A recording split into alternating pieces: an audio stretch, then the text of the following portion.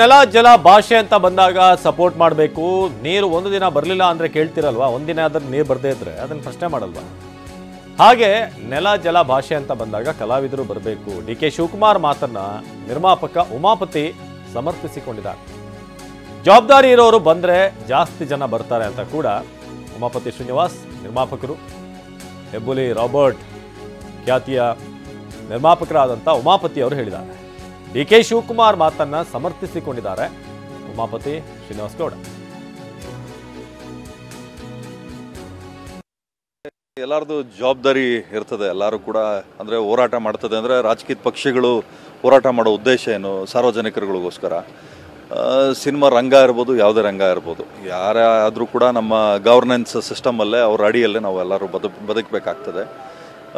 Industry ಮಾತ್ರ ಅಲ್ಲ, ಬರೀ ಇಂಡಸ್ಟ್ರಿ ಅಂದೆ ಇನ್ನು ಬೇರೆ ಬೇರೆ ಯಾವ್ಯಾವ ಉದ್ಯಮ ಇದ್ದಾವೆ ಎಲ್ಲರೂ ಕೂಡ ನೆಲ ಜಲ ಭಾಷೆ ಅಂತ ಬಂದಾಗ ಎಲ್ಲರೂ ನಿಲ್ಲಬೇಕಾಗ್ತದೆ.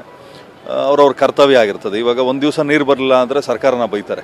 ಅದೇ ರೀತಿ ಸರ್ಕಾರಕ್ಕೆ ಎಷ್ಟರ ಮಟ್ಟಿಗೆ ಸಪೋರ್ಟ್ ಮಾಡ್ತಾ ಇದ್ದೀವಿ ಅನ್ನೋದು ಎಲ್ಲರದ್ದು ಒಂದು ಆದ್ಯ ಕರ್ತವ್ಯ ಆಗ್ತದೆ.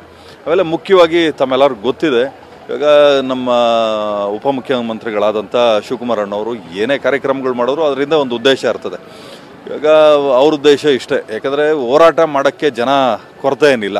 ಆದರೆ ಒಂದಷ್ಟು ಜನ ಜವಾಬ್ದಾರಿಯುತ ವ್ಯಕ್ತಿಗಳು ಬಂದು ಅದ್ರ ಬಗ್ಗೆ ಹೋರಾಟ ಮಾಡಿದಾಗ ಅವ್ರದ್ದೊಂದಷ್ಟು ಫಾಲೋವರ್ಸ್ಗಳಿಗೆ ಅದು ಮಾಹಿತಿ ಮೂಡ್ತದೆ, ಒಂದು ಅವೇರ್ನೆಸ್ ಹುಡ್ತದೆ ಅನ್ನೋ ದೃಷ್ಟಿ ಬಿಟ್ಟರೆ ಬೇರೆ ಇನ್ನೇನಿರಲ್ಲ.